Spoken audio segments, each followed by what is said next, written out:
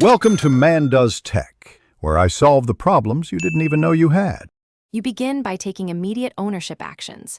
You steal the car and head directly to a property with a garage, or to Los Santos Customs if you already own one.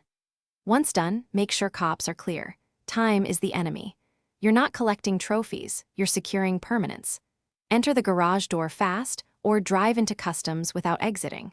Do this now so the engine never cools and the ownership window stays open for the critical conversion steps ahead.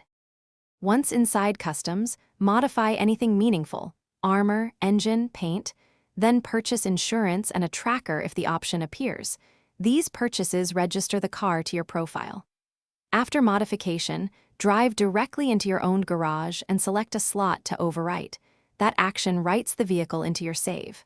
Make sure the game confirms the vehicle as stored. This sequence turns a random stolen vehicle into a personal car that persists across sessions and responds at your property. Finish by testing persistence. Exit the car, leave the area, then re-enter the session and check that the vehicle spawns in your garage.